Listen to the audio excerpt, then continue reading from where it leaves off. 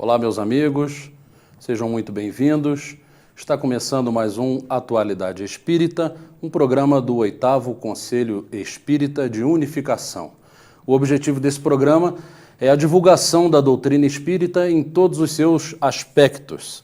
E como nós estamos fazendo todo o programa, nós estamos aí fazendo sempre a indicação da leitura e do estudo de um livro da codificação espírita. E este mês nós estamos aí indicando o Evangelho segundo o Espiritismo. Nós já falamos que esse livro foi lançado em 1863 com o primeiro nome de Imitação do Evangelho. E depois de algumas colocações aí do senhor Didier, Kardec mudou para o Evangelho segundo o Espiritismo.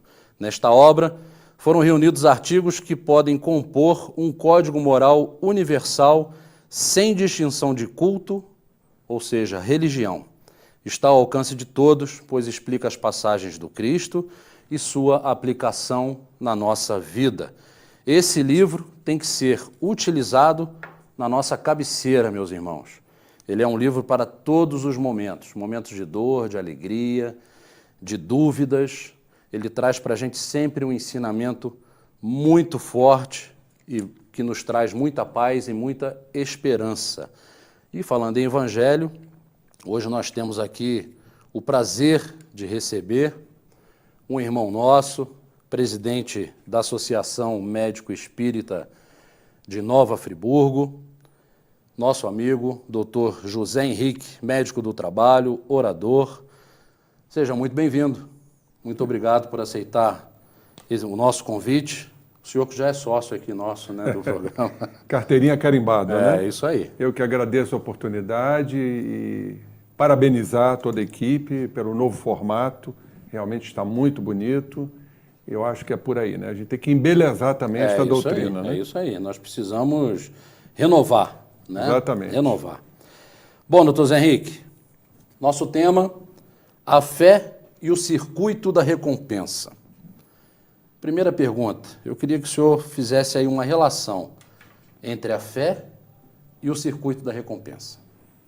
Por que esse título foi colocado, né, Sandro? Isso é muito importante, entendermos esta relação da fé, seja ela qual for, principalmente a nossa fé, que é a fé raciocinada, onde entra a inteligência, a análise, né, a composição, o significado, e como isso é fundamental para disparar este circuito, como o nome está a dizer, promove alegria, bem-estar. Então, poderíamos dizer que toda pessoa fervorosa, toda pessoa que confia, toda pessoa que tem certeza, convicção, ela vai se situar numa faixa de bem-estar.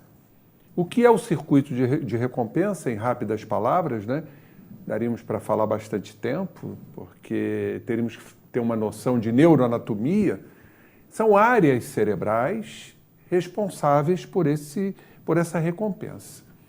Então, tudo parte de uma estrutura onde entra a razão.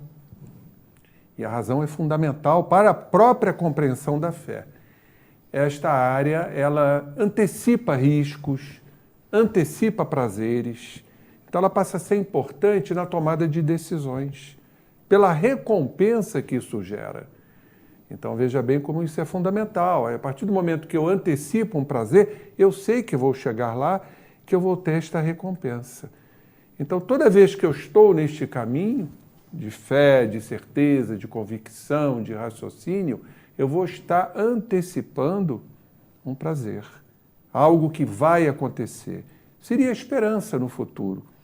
Para nós espíritas, fica mais fácil a gente colocar a questão da nossa destinação. Então, nós temos certeza, confiança de que lá chegaremos pelo nosso trabalho, pelo nosso esforço.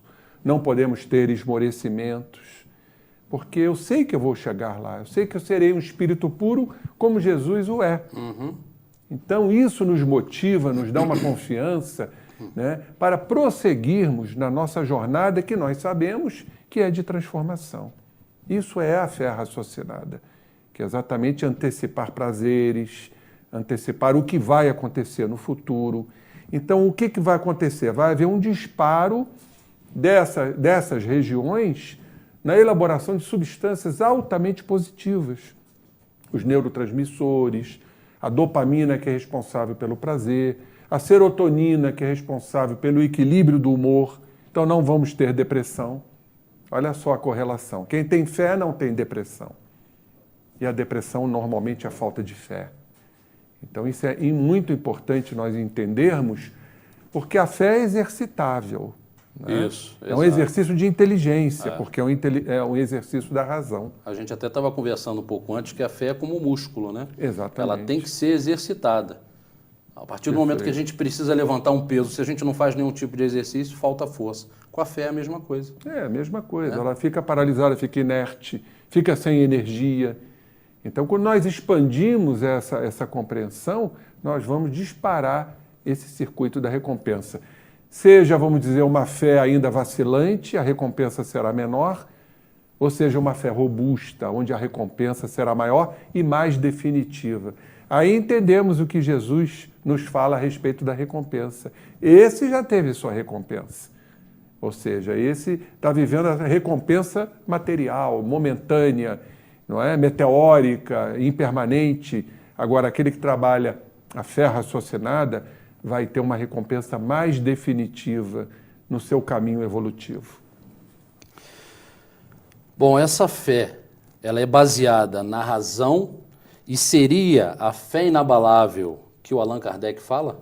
Perfeitamente. A frase muito importante que Allan Kardec nos diz que a fé inabalável é aquela que encara a razão face a face em qualquer época da humanidade. Ou seja, é a fé que vem de uma forma intuitiva, porque Santo Agostinho disse que primeiro é preciso crer para depois compreender. Então nós precisamos inicialmente crer. Eu creio, mesmo que seja uma fé dogmática, uma fé egoísta, por exemplo, mas eu creio. Agora, a partir do momento que eu exercito essa inteligência maior, eu vou então ampliando esse conhecimento, esta fé, essa certeza que vai se tornando, como diz Allan Kardec, inabalável.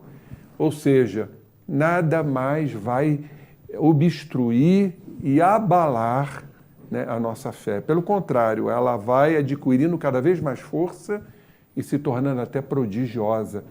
Daí Jesus ter dito, né, que se nós tivéssemos a fé de um tamanho de grão de mostarda, diríamos para as montanhas, que são os nossos conflitos internos, transporta-se daí para ali e ela se transportará.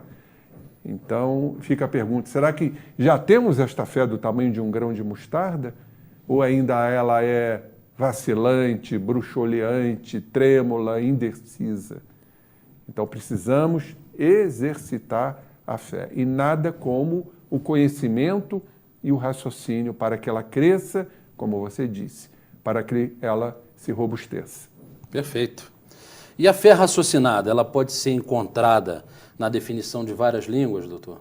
Explorando a etimologia da palavra, nós, para a nossa alegria, fomos encontrar, não só no latim, como no grego e como também no hebraico, que esse conjunto, em verdade, interpretativo, vai nos mostrar a fé raciocinada. Se não, vejamos, a fé em latim é fides, que significa confiança. Eu confio, eu tenho a certeza, eu estou aderido àquele que é, ao Pai, eu confio em Deus, eu confio em você, eu confio nos irmãos. Então é aquela certeza, aquela convicção. É algo que vem de nós porque já foi também experienciado. Todo mundo tem o seu grau de fé. Isso já foi até comprovado cientificamente. Tem um grande geneticista norte-americano, o Dr. Gene Hammer, que ele revolucionou o mundo científico, quando ele descobriu os genes da fé, ou como ele chamou, os genes de Deus, e também alcunhou como VMAT2. São genes que ativam a produção de substâncias, que são os neurotransmissores, dando significado às nossas experiências. Olha aí a ciência comprovando a fé raciocinada. Porque eu encontro um significado, até para enfrentar as doenças, nas enfermarias. Quando eu entendo a doença como um caminho, eu passo a enfrentá-la com maior destemor, com maior valentia, né, com maior coragem, daí a coragem da fé. Então, fides, em latim, quer dizer confiança. Vamos ao grego. O grego é pistes, que quer dizer análise, raciocínio, lógica, cognição. Então, eu confio, mas eu tenho o poder de raciocínio, de análise, o poder cognitivo. Então, nós já chegamos na fé raciocinada. E se quisermos abrilhantar ainda a definição, nós vamos para o hebraico, que fé é emete, solidez, quer dizer, ela se torna sólida. Então, ela guarda uma relação com a verdade. Tanto que emete, quando cremos, quando temos fé, vem a palavra amã. Amã, traduzindo, vem o amém. Então, quando dizemos amém, amém vos digo, traduzindo, em verdade vos digo. Ou seja, é a verdade. A fé guarda a relação pela confiança na verdade. Então, nós unimos confiança, análise, raciocínio e solidez. Aonde nós vamos desembocar? Na fé raciocinada, que nós acabamos de falar, que é a fé inabalável. A fé, então, é um ato de inteligência e é exercitada. Perfeitamente. É uma inteligência, diríamos, ô Sandro, uma inteligência maior. Porque nós sabemos que o livre-arbítrio, que leva às nossas atitudes, acompanha a evolução da inteligência. Agora, a nossa inteligência corriqueira são as nossas crenças. Em contraposição, a inteligência maior é essa inteligência aguçada, sutil, que está ligada à fé. Então, é a minha inteligência que se abre a uma inteligência maior. Diríamos, é a inteligência do incompreensível. Então, eu passo a crer exatamente naquilo que me dá certeza, que me dá convicção, que me dá certeza. É um exercício, sim, de inteligência, porque está ligado à razão. Perfeito. Agora, qual a diferença entre a fé e as crenças? As crenças são as nossas inteligências menores. Estão ligadas aos nossos conceitos, às nossas concepções e às nossas representações. A fé é um ato de coração com a razão. Por isso é uma inteligência maior. Então, o que devemos fazer? Negar as crenças, que são nossas, são medianas, e nos abrirmos a uma inteligência maior, a nossa fé. E com isso nós vamos deixando de lado as nossas crenças, que não são os nossos valores, normalmente determinados pelo nosso ego, pelo nosso lado intelectivo, o nosso lado cultural, ao longo das existências. Então, a nossa missão é abdicarmos das crenças para adentrarmos a fé, que é um ato de coração e de razão. Nós estávamos falando ali, antes de começar o programa, de um médico em São Paulo, né, eu estava comentando com o senhor, que ele usa a fé no tratamento dos clientes, né, em fases terminais, e justamente dentro desse assunto fé e crença. Independente da crença, o senhor ainda colocou isso muito bem, que ele durante a consulta ele pergunta qual a sua religião, né? Sim. Se você é espírita, você quer que alguém venha lhe dar um passe, se você é católico, quer a presença de um padre, se você é evangélico, quer um pastor evangélico, enfim. Mesmo que a pessoa não tenha nenhum tipo de religião, esse trabalho pode ser feito, né, doutor? Certamente. Porque você pode estimular a pessoa a ter mais força. Isso também é fé. Também é fé. Independente dela ter uma crença religiosa, né?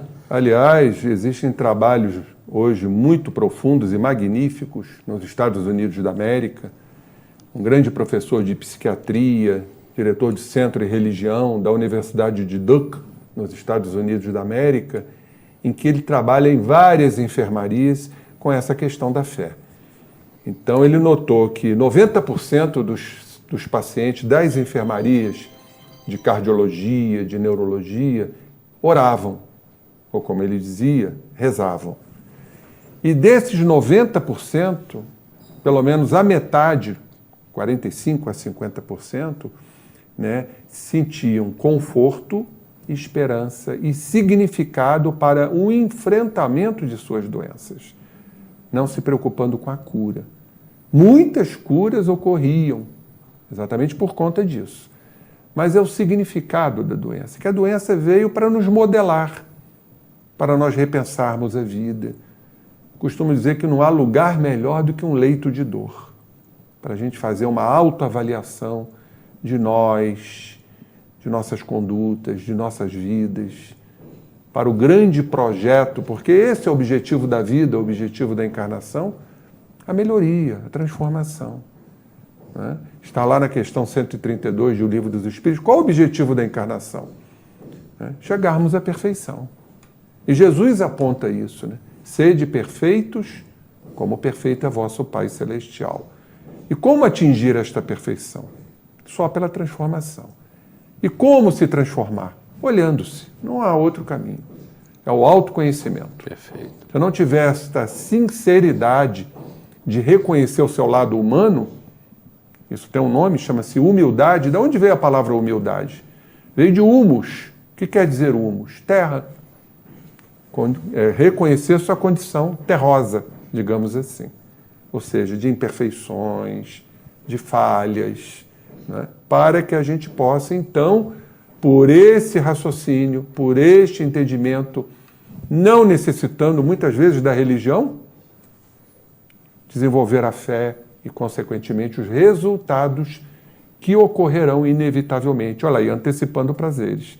Nós vamos ativar esse circuito da recompensa. Isso aí.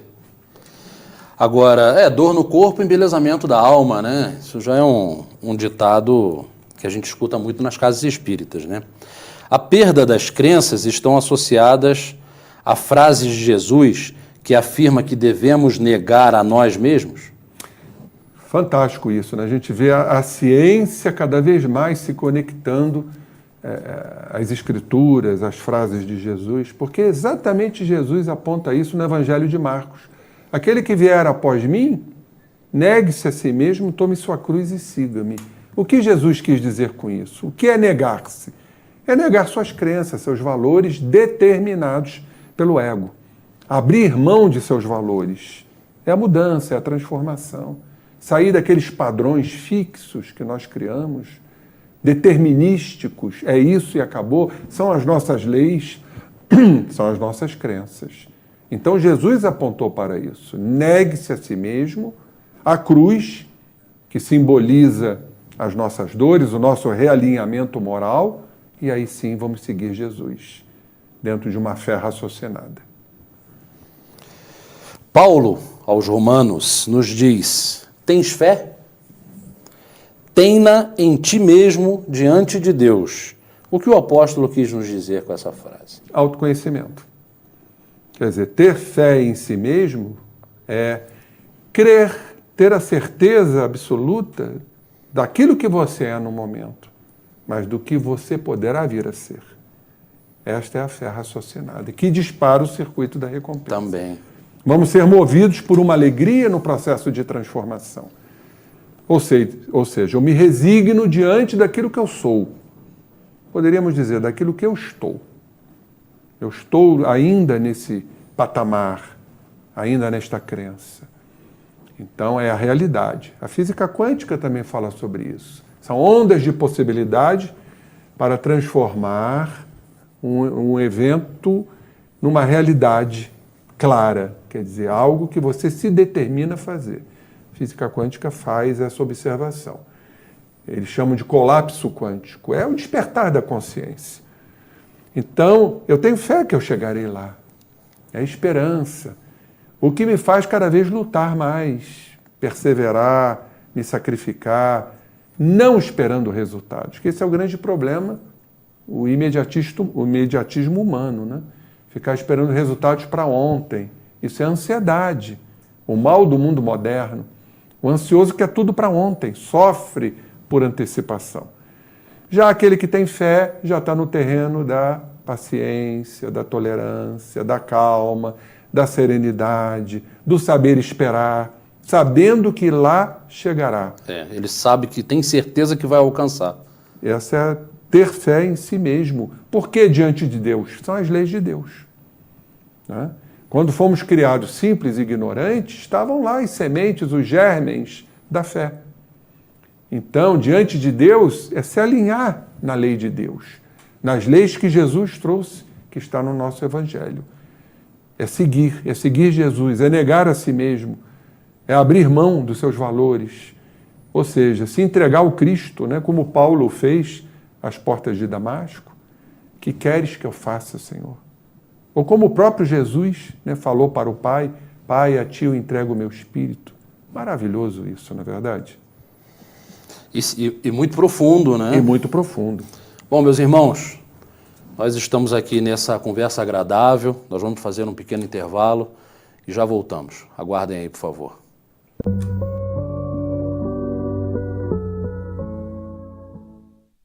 Nogueira Plantas, a sua melhor escolha na ambientação de jardins e interiores.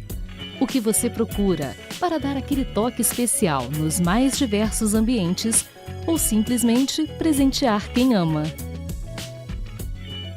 Ligue ou venha nos visitar.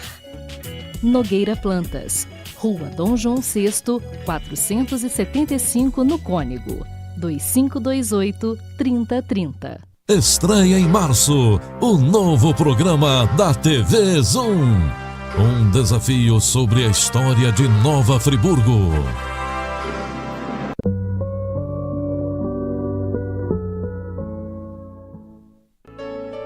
Aquele que faz alarde de suas virtudes não é virtuoso, pois lhe falta a principal qualidade, a modéstia, e sobra-lhe o pior vício, o orgulho.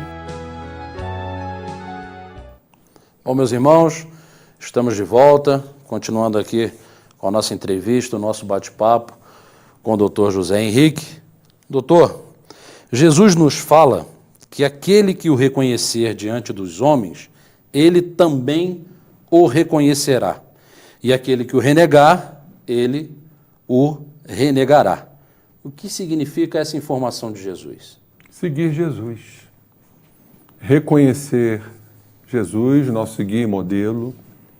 Reconhecer o seu Evangelho como uma lição terapêutica extraordinária, incomparável, imbatível, sob todos os pontos de vista.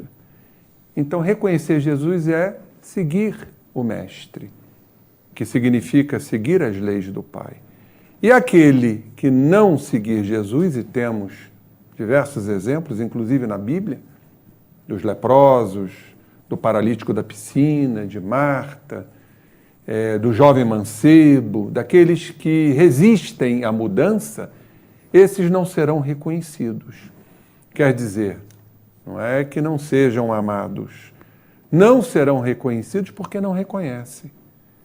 Então eu não vou ser reconhecido porque eu não reconheço Jesus. E da mesma forma que eu renegar Jesus, eu serei renegado porque eu não estou no caminho dele. Eu estou me transviando, estou buscando estradas, atalhos, estradas vicinais. Aí vem a bendita dor. A dor que realinha é a cruz, processo de realinhamento.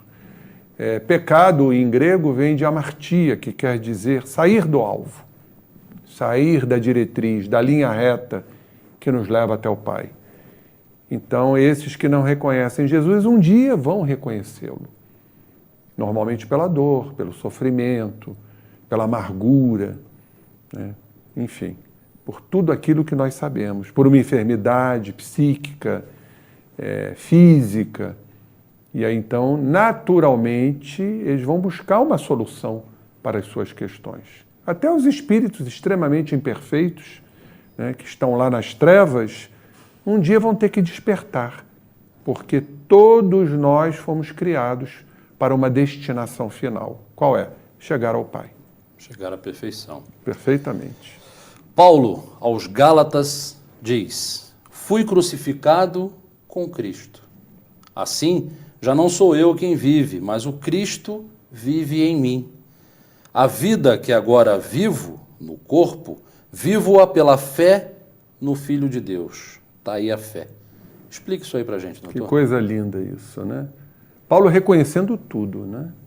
Essa frase veio de um arrebatamento, um momento de grande arroubo espiritual, de enlevo espiritual, poderíamos assim dizer, quando diante da sua missão, do seu trabalho, da sua peregrinação, Paulo sentiu esta presença, essa presença crística, que todos nós podemos alcançar, né? E que nos emociona. Então Paulo diz, eu fui crucificado com Cristo. O Cristo não precisava ser crucificado. Ali foi um simbolismo para todos nós. Nós sim é que precisamos nos realinhar.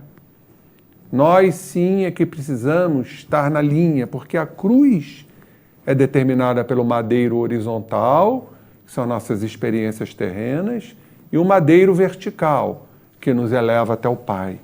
Fincado na terra, porque ainda precisamos das encarnações, mas aberto ao infinito, ao Pai, ao ilimitado. Então isso é muito bonito. A cruz tem um simbolismo muito grande que significa permanecer em pé. A cruz vem a palavra stavrá, que quer dizer ficar em pé, que a gente pode transpor para o inglês, que é stand-up. Fique em pé diante das dores, diante dos sofrimentos, não esmoreça. Então, foi o que Paulo nos deixou. Fui crucificado com Cristo, mas no seu arroubo espiritual, sentindo a presença de Jesus, pela sua metanoia, pela sua transformação, ele nos disse, não sou eu mais quem vive, é o Cristo que vive em mim.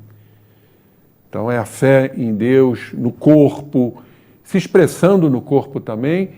Vejam que a fé no corpo, né, viva, como tem tudo a ver com o circuito da recompensa. Eu ia colocar isso agora. Não é? Né? A certeza dele. Ele percebe e automaticamente ele sente isso, né, no corpo, no físico, né? O corpo responde, né, aos ditames da alma. Então, se você está no caminho, o corpo vai responder, vai te dar um subsídio de alegria, de bem-estar muscular, bem-estar articular, bem-estar mental, psíquico, tudo. Você vive um momento de êxtase, inclusive orgânico, a ponto de até superar a fome, de superar as dificuldades, as necessidades materiais, que esses grandes santos, esses grandes profetas passaram por isso. Nós podemos comparar isso aí, doutor, aqueles dias que nós acordamos assim, extremamente felizes, em que tudo nos agrada, nada nos perturba. Perfeito. Eu sei que muitas vezes é difícil a gente ter esse dia, digamos, perfeito, né? Mas algumas vezes acontece, e eu acho que acontece com grande parte das pessoas que nos assistem. Podemos fazer essa ligação com esse circuito da recompensa, com esse dia que a gente acorda assim, a gente não sabe de onde vem tanta satisfação. A gente sabe de onde vem, né? Perfeito. São as nossas excursões no mundo espiritual, onde fomos abençoados, beneficiados, tratados, e são as evidências do mundo espiritual. Então, quando retornamos ao corpo, tudo isso se imprime na organização física e principalmente na zona da consciência, que é o cérebro, onde estão lá os neurônios, com todas as suas organelas, os neurotransmissores nas sinapses, sendo produzidos abundantemente. O hormônio do amor, a ocitocina, hoje muito estudado. Interessante que você fabrica o hormônio do amor ou fabrica o hormônio do estresse, porque a região é a mesma. Como é que pode isso? Ou fabrica um ou outro. Se a célula é a mesma. Significa com isso que não é a célula, é o que determina o que a célula deva fabricar. É a escolha, é o espírito, é a mente que vai determinar ou você vai ficar no campo do estresse ou vai ficar no campo do amor. É uma opção que nós temos que ter. Então, realmente ocorre isso. E principalmente quando nós tivemos um dia anterior ótimo, de serviço, de dedicação, vamos então nos desprender do corpo, o sono físico, após uma oração. Então nós vamos lidar com os espíritos que vão lá nos acolher, nossos mentores, queridos, amados, nossos entes queridos, que nos precederam no túmulo, né? Então isso tudo, né? Isso tudo vai nos dando conhecimento e fé raciocinada que a doutrina nos oferece, é o estudo, é o conhecimento, né? A doutrina espírita é uma doutrina de estudo, né? Onde vai fortalecer a fé raciocinada, eliminando as crenças, eliminando a fé dogmática de que tudo vai correr, as mil maravilhas, vou ser curado, Jesus vai me salvar, né? Ou então a fé egoísta, que eu tenho fé que vou ganhar na loto, que eu vou ser rico, que eu vou ter muitos prazeres. É um tipo de fé também, não é? Que estão lá nos nossos núcleos mais profundos e que intuitivamente eles surgem mediante estímulos. E aí nós vamos desempenhar isto de acordo com a nossa evolução. Perfeito. Muitas informações para as nossas reflexões. Bom, aqueles que se houverem arreceado de se confessarem discípulos da verdade, não são dignos de se verem admitidos no reino da verdade. O que Jesus quis dizer com essa frase? Jesus fala do medo, né? O medo seria o oposto da fé. Quem tem fé não tem medo. Daí o título, Coragem da Fé. Então, as pessoas temerosas, as pessoas inseguras, geralmente são pessoas que não têm fé, não creem, né? Não têm a convicção, a confiança. Essa palavra eu acho ela muito bonita, confiar, fiar com. Então, quando estamos na confiança, estamos tecendo um belo tapete junto com Deus. Então, eu confio em Deus, eu estou fiando um belo tapete com Deus. Olha a confiança aí. Então, isso é muito importante para nós entendermos essa questão da fé, da confiança, da certeza, que nós vamos adquirindo ao longo da existência, implementando valores, conhecimentos, cultura. Então, o medroso ele não está nesse campo, né? Ele é indeciso, ele é inseguro.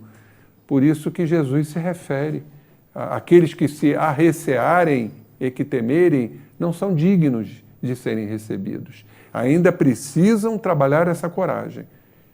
Ainda precisam trabalhar a fé. Tendo medo, a sempre presença do desejo, dê alguns exemplos de desejo e de medos para nós. É muito interessante isso, porque todo desejo, e quando a gente fala de desejo, Sandro, a gente está falando do ter. Os budistas falam muito do desejo, né? Desejo de ter. Não é o desejo de ser. E todo desejo traz consigo um medo. Assim como o medo traz um desejo acoplado. Então, em verdade, nós desejamos aquilo que nos provoca medo. E temos medo daquilo que desejamos. Vamos dar um exemplo? Eu desejo de pertencer àquela sociedade, de não ser excluído daquela sociedade. Mas eu tenho medo de ser excluído daquela sociedade. Eu tenho desejo de ter a minha mãe, de possuir minha mãe, possuir no sentido de comandar, de controlar. Eu tenho medo de perder a minha mãe. Eu tenho desejo da minha autonomia, de que minhas ideias prevaleçam, mas eu tenho medo de perder essa autonomia.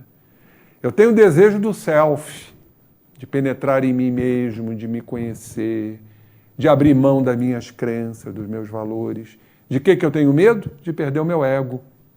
O ego a qual eu estou acostumado, do controle, né, da dominação, que o ego nos proporciona isso, é o centro da consciência. Então é isso que nós temos que vencer. E a fé faz com que vençamos esses medos. Consequentemente, vamos abrir mão dos desejos. A presença do medo significa a falta de fé, como aconteceu com o apóstolo Pedro? Perfeitamente, aquela passagem que muitos conhecem, né? Quando Pedro dirigiu-se a Jesus e falou: Mestre, me faça ir até aí sobre as águas.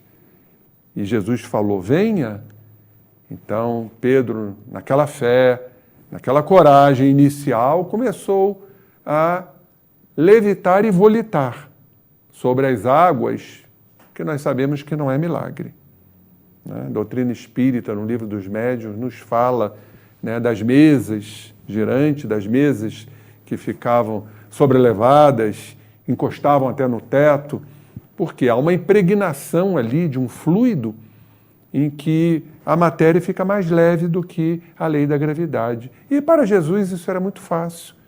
Ele impregnou Pedro com o seu próprio ectoplasma, ou o próprio ectoplasma de Pedro, para que ele ficasse leve e aí caminhasse sobre as águas.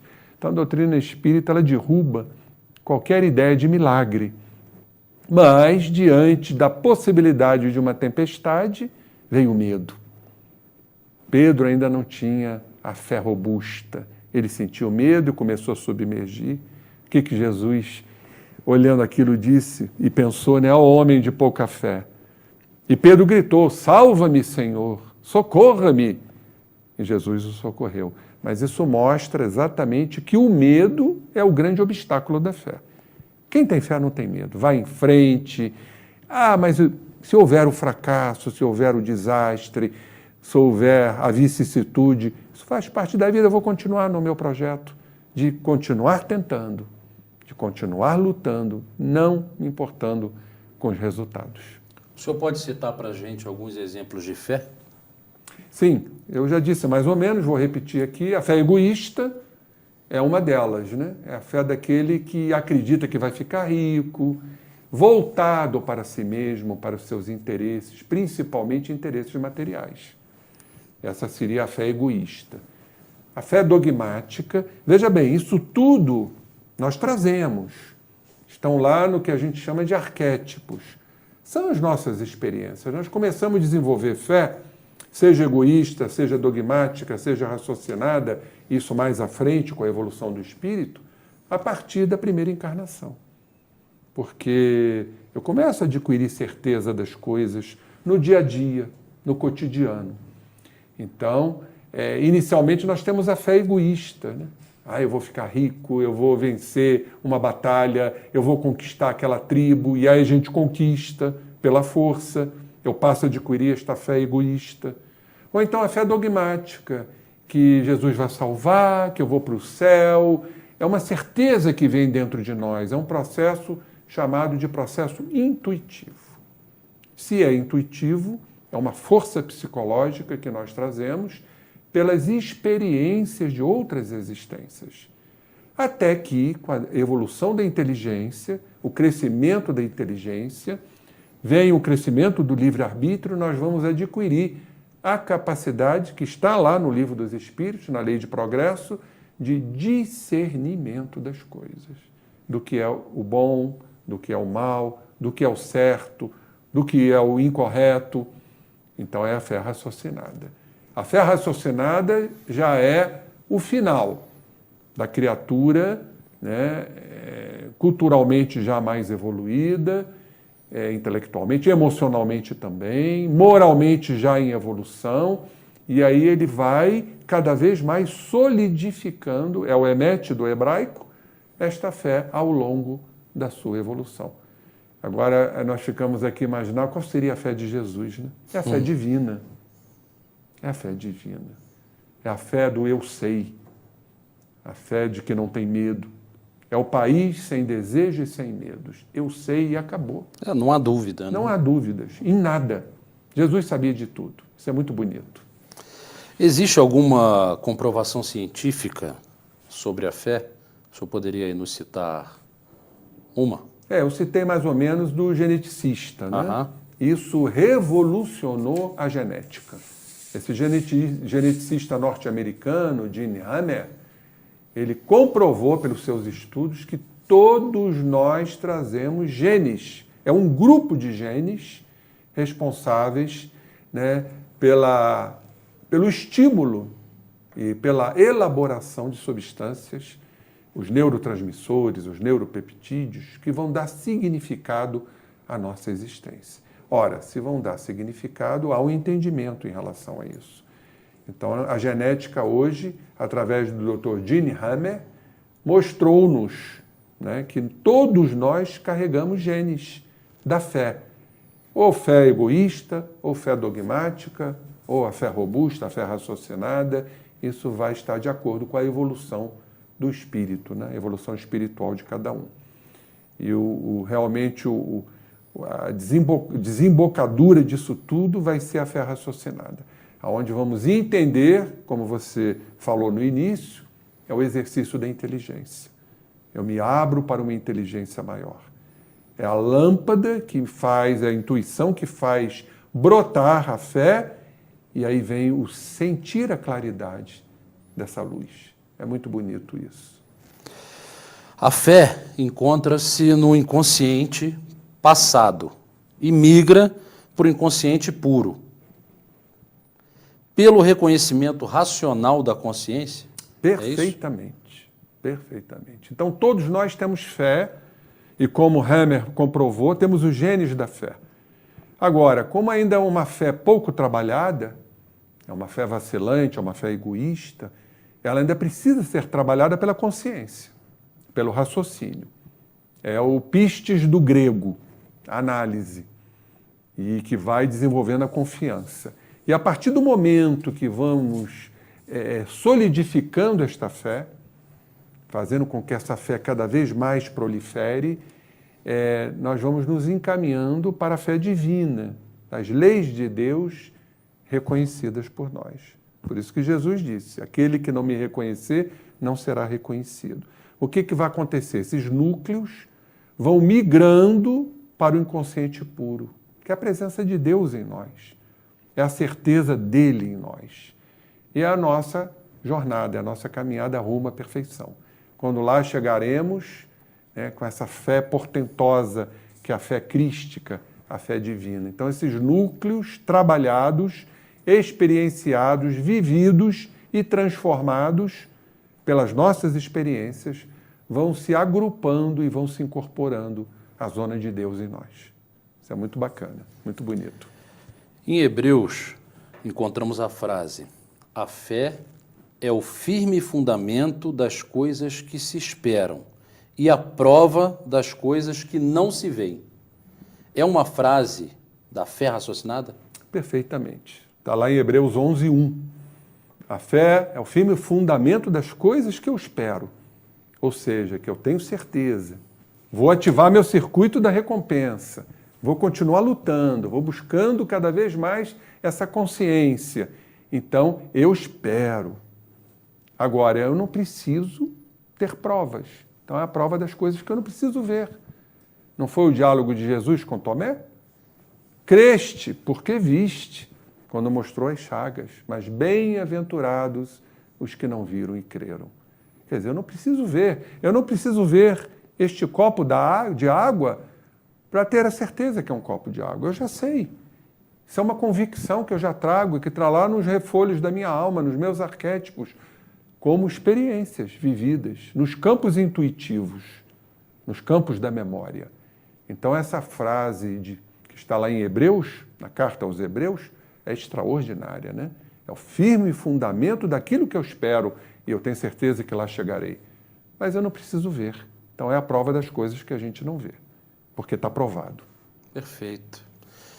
Doutor Zé Henrique, nós poderíamos aqui ficar horas e horas, né, falando sobre a fé e conversando com o senhor, que tem muito conhecimento para nos passar, com certeza. Tenho certeza que nossos amigos estão extremamente satisfeitos com todo esse material e toda essa gama de informação que o senhor nos passou para a gente poder refletir, pensar sobre a nossa fé e passar a exercitá-la realmente no nosso dia a dia, né? Perfeitamente. Mais uma vez, muito obrigado e espero que a gente possa estar aqui outras vezes. Outras e outras vezes. Eu queria encerrar com uma frase que é muito bonita, não deu tempo de a gente explorar todo o estudo, que é uma frase de um grande polímata, quer dizer, um homem com muita experiência em vários campos, e que o nosso querido Divaldo já psicografou, que é Tagore, Rabindranath Tagore.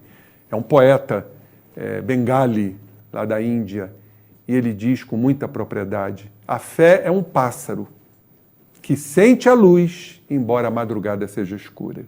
É esse a mensagem que eu deixo para todo o público, que nós sintamos a luz, embora estejamos no sofrimento, que é a madrugada da alma, mas que virá a aurora para brilhantar as nossas vidas. Muito obrigado.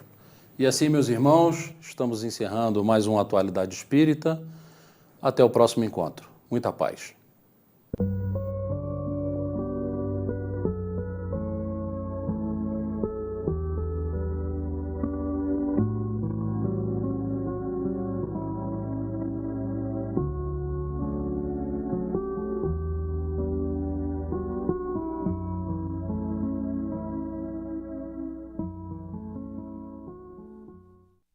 Este e outros programas você assiste no aplicativo TV Zoom.